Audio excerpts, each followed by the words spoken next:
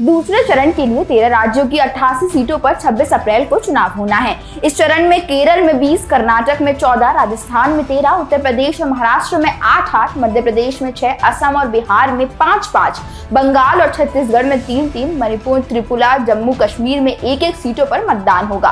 पहले चरण की वोटिंग के बाद देश का क्या चुनावी माहौल है, इसी पर चर्चा करने के लिए हमारे साथ मौजूद है न्यू मीडिया के editor in chief Neeraj Shrivastava जी।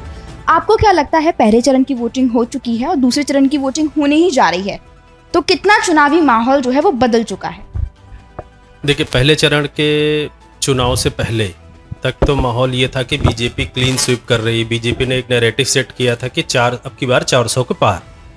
लेकिन जैसे जैसे चुनाव पहले चरण का नज़दीक आता गया, सभी लोगों ने सोचा कि विपक्षी दल तो है ही नहीं, एकदम शांत होकर बैठे हुए थे, कहीं वो कोई भी हलचल भी नहीं थी। एकदम ये वैसे ही है जैसे सागर में शांति होती है किसी तूफान के आने से पहले। तो पहले इलेक्शन में आपको पता चल गया पहले चरण में कि पूरा का पूरा देश है, जिसने जहाँ जहाँ भी जिन सीटों पे इलेक्शन हुआ उन सीटों पर ये समझ में आ गया कि सारे लोग इंडिया गठबंधन को वोट दे रहे हैं। यानी कि जो बीजेपी का नैरेटिव सेट था, जो बीजेपी के मुद्दे थे, उन मुद्दों को लोगों ने सिरे से नकार दिया। अब वो सारे मुद्दे आम जनता के जो ग्राउंड पे मुद्दे हैं, जो उनको आम जिंदगी जीने में परेशानी होती है, उन मुद्दों को लेकर इलेक्शन।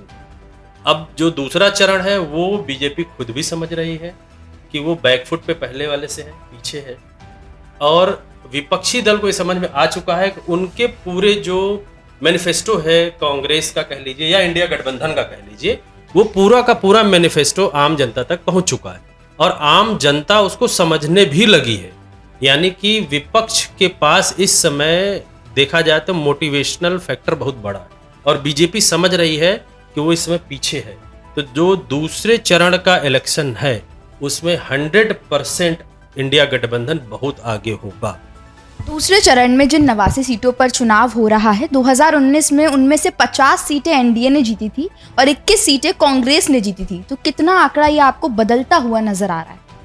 अगर इंडिया गठबंधन पूरा एकदम अपने मैनिफेस्टो पे लड़ता है, क्योंकि मैनिफेस्टो ही लोगों को समझ में आ रहा है, अगर उस मैनिफेस्टो पे लड़ता है और जो राहुल गांधी जी हर जगह बोल रहे हैं कि, या बहुत सारे एंकर्स बोल रहे हैं कि इस बार की लड़ाई सिर्फ इलेक्शन नहीं है, देश बचाने की है, संविधान बचाने की है और आम मुद्दों पे लड़ना है, तो ये मान के चलिए अगर 50 सीट बीजेपी पाई थी तो वो इसका 50% भी कम हो सकता है। इसमें कोई बड़ी बात नहीं, अगर ढंग से मेहनत कर दी जाए तो हो सकता है बीजेपी 10 से 20 के बीच में कहीं सिमट सकती है। केरल की बात करें तो केरल के वायनाड से राहुल गांधी का मुकाबला के सुरेंद्रन यानी जो बीजेपी से हैं उनसे होगा। तो क्या इस बार भी राहुल गांधी अच्छा जीत जाएंगे आराम से? देखिए, पिछले इलेक्शन में भी हमने देखा राहुल गांधी बहुत भारी मतों से जीते थे और इस बार तो पूरा साउथ ही राहुल गांधी के साथ है। अगर साउथ में आप वोटिंग कराइए और पूछिए कि पीएम देश का कौन होना चाहिए, तो हो सकता है, मैं गलत अगर नहीं हूँ, तो 85% से ज़्यादा लोग राहुल गांधी को एज ए पीएम अपने देश का देखना चाहते हैं। विगत 10 सालों में एक चीज़ तो साउथ वालों को भी समझ में आ गई है कि साउथ इंडिया को एक तरीके से बहुत अच्छे से नहीं रखा गया या उनके बारे में, उनकी प्रॉब्लम्स को बहुत नहीं सुना गया इस सरकार में। वैसे भी कांग्रेस का वो गढ़, और केरला की जहाँ तक बात है, केरला में कांग्रेस बहुत आगे थी। अब रही बात राहुल गांधी की सीट के, राहुल गांधी बहुत ज़्यादा मतों से जीतेंगे, हो सकता है दूसरों की जमानत भी जब। सुनने में आ रहा है कि वायनाड में वोटिंग के बाद राहुल गांधी का नाम शायद अमेठी से भी फाइनल कर दिया जाए, तो उसके पीछे की प्लानिंग आपको क्या लग रही है? देखिए, ये बहुत सिस्टमेटिक तरीके से राहुल गांधी ने पूरी प्लानिंग की। वो 100% अपने पुराने सीट्स लड़ेंगे। पिछली बार वो हार गए जरूर, लेकिन अमेठी की पूरी जनता इस समय त्रस्त है। अमेठी क्या, पूरी यूपी की जनता त्रस्त है। यूपी आप हिंदी हार्टलैंड में कहीं भी जाएंगे, लोग बोल जरूर नहीं रहे हैं, हो सकता है कैमरे पे बीजेपी का नाम ले, लेकिन अंदर से वो बीजेपी को कोई वोट नहीं कर रहा है। और अमेठी से अगर राहुल गांधी, अगर आप जाएंगे और देखेंगे, अमेठी में सारे लोग बोल रहे हैं, चाहे आज वो एक दिन पहले आके नॉमिनेशन करेंगे, इस बार 1 लाख से कम वोट ही पाएंगे जो कोई भी उनका प्रत्याशी हो, चाहे इवन दो कितने बड़े से बड़ा बीजेपी का नेता वहाँ चले जाए, उसको हार का सामना ही करना पड़ेगा।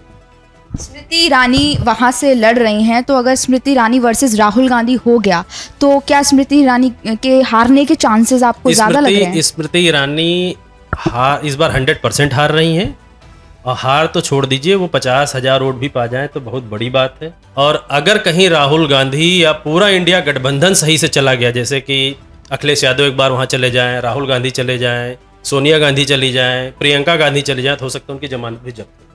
इस तरीके से लोग उनसे नाराज हैं। अगर मैं उत्तर प्रदेश की बात करूं तो दूसरे चरण में मथुरा से हेमा मालिनी जी चुनाव लड़ रही हैं, जिनके सामने कांग्रेस के प्रत्याशी हैं मुकेश धन्नागर।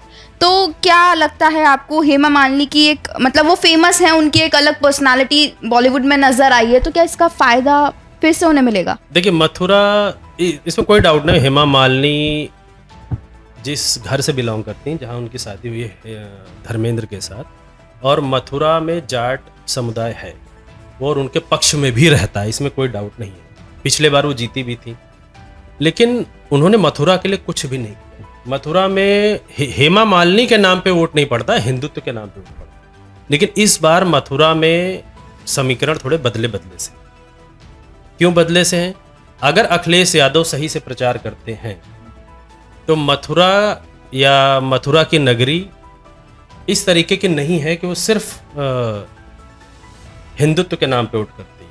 मथुरा में भगवान कृष्ण जी का है सब कुछ, देखा जाए तो धर्म के लिए लड़े। और इस बार कहीं ना कहीं बीजेपी को इस तरीके से इंडिया गठबंधन ने फंसा रखा है कि अब वो जो बार बार बोलते हैं कि हम धर्म के लिए लड़ रहे हैं, हम हिंदुत्व के लिए लड़ रहे हैं, वो अब नैरेटिव उनका सेट नहीं हो रहा है।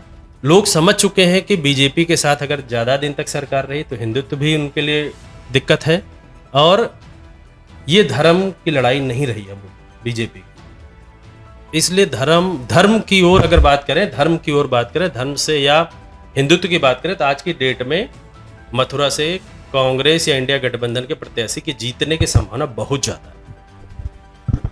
राम मंदिर की प्राण प्रतिष्ठा जनवरी में हुई, उसके बाद मेरठ से जो प्रत्याशी बीजेपी ने उतारा अरुण गोविल जी, वो भी रामायण का किरदार निभाते थे। तो अगर दोनों चीज़ को रिलेट किया जाए तो क्या बीजेपी ने ये अच्छी स्ट्रेटेजी बनाई है? देखिए, दो चीज़ें हैं, इसमें कोई डाउट नहीं कि अरुण गोविल जी की अपनी एक पहचान है। आज भी अगर लोग आंख बंद करते हैं तो राम वही दिखते हैं, क्योंकि एक्चुअल राम जिसने भी देखा होगा वो रूप शायद बदल चुका है बहुत, लेकिन अरुण गोविल जी को आंख बंद करने पर वही देखते हैं।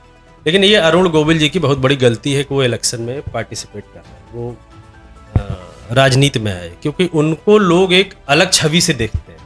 अब बात आती है 22 जनवरी के प्राण प्रतिष्ठान की। देखिए, हिंदू धर्म के जो शंकराचार्य थे उन्होंने मना किया था कि सही समय नहीं, सही तरीका नहीं है करने का।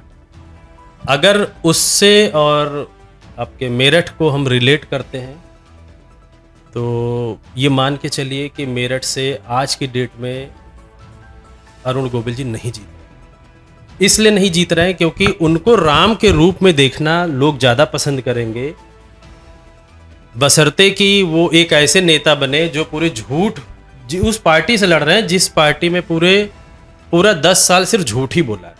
तो राम भगवान ने कभी झूठ नहीं बोला, उनको लोग उसी रूप में देखना चाहते हैं कि वो कभी झूठ ना बोले, लेकिन उनकी मजबूरी वहाँ रह के उनको झूठ बोलवाएगी। और अभी तो वो इलेक्शन में मतलब इलेक्शन के पार्टिसिपेट कर रहे हैं, लेकिन अंदर से कहीं ना कहीं उनको ये लग रहा है कि गलती हो चुकी है और वो खुद भी चाह रहे होंगे कि मैं हार दूँ, क्योंकि अगले 5 साल तक उनको झूठ बोलना ही पड़ेगा। आपने इसका ये जवाब दिया तो मेरे जहन में एक और सवाल आया कि बीजेपी को लोग मोदी के चेहरे पर दे रहे हैं या हिंदुत्व को लेकर? हिंदुत्व के, मोदी जी के चेहरे पे 1% वोट नहीं पड़ेगा। मोदी जी का अगर चेहरे पे वोट लेना चाहती हैं तो बनारस में भी हार जाएंगे मोदी जी। अगर सिर्फ हिंदुत्व की बात छोड़ दें और मुद्दों की बात करें तो मोदी जी या बीजेपी 50 सीट भी नहीं पाएगी पूरे इंडिया में। और बीजेपी ने बहुत बड़ी गलती की है कि मेरठ से अरुण गोविल जी को उठाया है। अरुण गोविल जी की वजह से एक तरीके से सोचा जाए उनकी बहुत ज़्यादा छवि जो राम के रूप में देखी जाती थी वो छवि उनकी खत्म हो गई। जो मोदी जी की गारंटी थी, उन्होंने बोला, उनके मैनिफेस्टो में आया, क्या उन पे उनके पुराने मुद्दे ही हावी हो रहे हैं जो हिंदू मुस्लिम ये सब? देखिए, मैनिफेस्टो किसी भी पार्टी की मजबूरी है, मान लीजिए सिर्फ एक बीएसपी ऐसी पार्टी है जो अपना मैनिफेस्टो लॉन्च नहीं करती। मैनिफेस्टो बीजेपी कभी लॉन्च नहीं करेगी। उसका एक ही मुद्दा है हिंदू मुस्लिम, हिंदुत्व के मुद्दे पे वो लड़ती है। और अभी उन्होंने एक मुद्दा और पकड़ लिया है कि जो लाभार्थियों को कुछ देते हैं। अगर पूरे हिंदी हार्टलैंड में देखिए तो दो ही मुद्दे चलते हैं जो बीजेपी को वोट दिला सकते हैं, वो है आपका हिंदुत्व और दूसरा जो वो अनाज डिस्ट्रीब्यूट करते हैं वो। लेकिन आज की डेट में हिंदी हार्टलैंड में सारे लोग इन दोनों मुद्दों से हट के बात करना पसंद कर रहे हैं। जो लोगों को अनाज मिलता है, जो गरीब जनता है, उसमें से आज 50 से 60% गरीब जनता ये बोलती है हमें आप बिजनेस दे दीजिए, हमें आप नौकरी दे दीजिए, हम अपने से खाना पसंद करेंगे, हम आपके एहसान को कितने दिन तक लें। हिंदुत्व के नाम पर आप कितने दिन तक वोट मांगेंगे? कोई मंदिर एक बार बनेगा, राम भगवान को आप 24 घंटे में 2 घंटे पूज सकते हैं, लेकिन 22 घंटे तो आपको पेट को ही पूजना पड़ेगा। तो लोगों को समझ में आ चुका है कि दोनों मुद्दे उनके ग्रोथ के लिए ठीक नहीं, उनके विकास के लिए ठीक नहीं है। सबसे बड़ी बात उनके फैमिली के लिए ठीक नहीं। आज जो लड़का 5 साल या 10 साल का है, वो लड़का 10 सालों से खा रहा हो, 20 साल का, उसकी आदत पड़ गई कि उसको फ्री में मिलना है। अगर कल को वो नहीं मिलेगा तो क्या करेगा? आज मान लीजिए 5 साल और बीजेपी अगर आ जाए, 5 साल और वो खिला देंगे, वो 25 साल का हो जाएगा। 25 साल के बाद उसको नहीं मिलेगा तो क्या करेगा? वो चोरी करेगा। ये 60% आबादी इस चीज को समझ चुकी है। ये दोनों मुद्दों पर उनको वोट नहीं पड़ेगा। इसीलिए इंडिया गठबंधन बहुत आगे है आज बीजेपी से। बस करना क्या है इंडिया गठबंधन या कांग्रेस को, इन मुद्दों को सही तरीके से आम जनता तक पहुंचाना है, और वे पहुंच चुके हैं मुद्दे। बस उनको और ज्यादा पिच करना है, और 7 चरण के इलेक्शन में यही मुद्दों पे बात करना है। बीजेपी पूरा प्रयास करेगी कि हिंदू और मुस्लिम के पिच पे उनको खिलाए, लेकिन स्मार्ट प्लेइंग गेम वही है कि वो लोग इस पिच पे ना खेलें और सिर्फ अपने मुद्दों के पिच पे ही खेलें। धन्यवाद सर, आपने अपनी राय रखी। बहरहाल 4 जून को हमें नतीजा पता चल जाएगा कि इंडिया गठबंधन आगे है या बीजेपी। तब तक हमारे साथ जुड़े रहें, देखते रहें न्यू मीडिया। धन्यवाद।